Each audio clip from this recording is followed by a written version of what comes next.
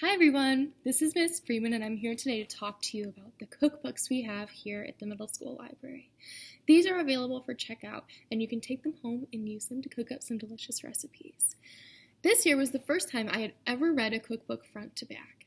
I always thought they were just to pick out certain recipes and use them and then put it back, but I'd never thought to read one all the way through, so I did. And I found that cookbooks have a lot more in common with novels or with typical books than I thought they did. So we're going to use this one as our first example. This is Cook's Country Best Lost Suppers. Now, this is a book by America's Test Kitchen, which is a television show you might recognize, and it has contributors from all over the country. So people contributed their recipes. America's Test Kitchen edited them and changed them to make them perfect, and then they put them all in this book. So a lot of cookbooks have a table of contents to start us off. Let's see. After the title page, see, a table of contents, just like any other book. They have an introduction that you can read to learn more about the kitchen that made these recipes and more about the people behind them. And then they have chapters as well, which you may have never realized. So chapter 1 in this one is Potluck Classics. The recipe I want to show you today is this one right here. And the reason I want to show it to you is because I was boggled. I had never seen spaghetti with meat sauce and beans and onions and cheese, but apparently it's called Cincinnati chili. So I'm going to read you the little description they have up here at the top so we can learn something about it together. Here we go. This is from the editors of Cook's Country. Most of us know chili as meaty, spicy, thick red stew. That's the stuff with southwestern roots, a far cry from what they serve up in Cincinnati. There, chili means a thin brown meat sauce with warm, not spicy seasonings like cinnamon, allspice, and cloves, and it's ladled over spaghetti or spooned onto hot dogs. And let's not forget all the garnishes that top it off. Beans, onions, oyster crackers, and of course, a hefty pile of shredded cheese. Cincinnati chili was first served from a hot dog cart, a business that has since turned into a well-known local chain, and brisk chili, started by 2 Greek immigrants in 1922. Soon enough, the one-of-a-kind chili became a local phenomenon that has since spawned numerous chili parlors and even more fans. Serve our recipe over spaghetti with all the classic garnishes.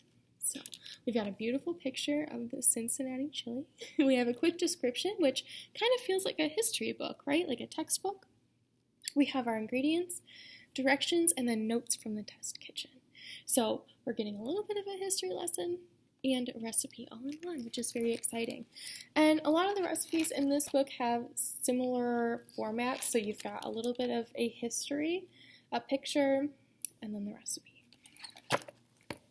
The next one I want to show you is a super simplistic cookbook. So if you're a beginner and you've never used a cookbook before, you've never cooked on your own, I think this one would be a great place to start. It's called Taste of Home Kid Approved Cookbook. And it's got 328 family-tested fun foods. The one I wanted to show you is from the Halloween section of this cookbook. So this one goes by different meals and different occasions. So they have a slumber party section, they have a Halloween section, a winter holidays like Christmas section, a lunch section, soups, salads, all different kinds of things. And I think you'd really enjoy looking at them. So let's see if I can find that back. Sweet treats, yum. Here we go, Halloween party.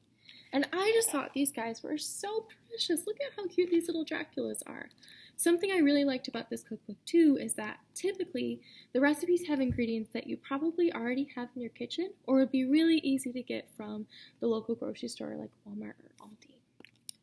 So all you need for this recipe is truffles, like hazelnut truffles, like Ferrero Rocher, however you pronounce it, white chocolate coating, green or red fruit roll-ups, Oreos, 1 can of black decorating icing, and some almonds.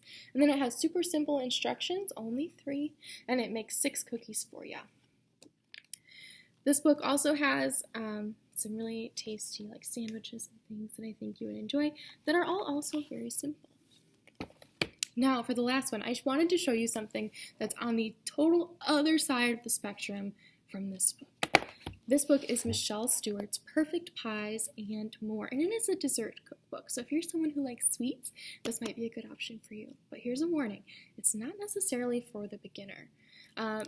It does have an introduction like the other cookbooks and a table of contents, but the recipes are pretty cool because they are really challenging. So this one is called the Key Lime Blackberry Chiffon Pie, and how good does that look? Oh my goodness, it looks very tasty. So I'm going to read you this little description at the top so you can get an idea of what I mean by these recipes being kind of complicated. It says, although this is a somewhat untraditional combination, the lime and blackberry flavors actually complement each other quite nicely, creating one delectably tart treat with the additional twist of meringue folded into the filling.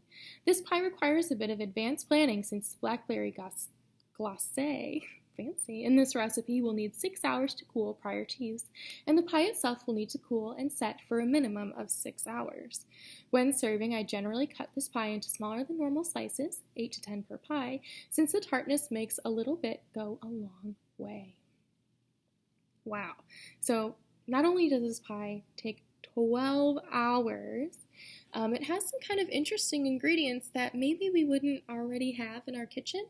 Like gelatin granules,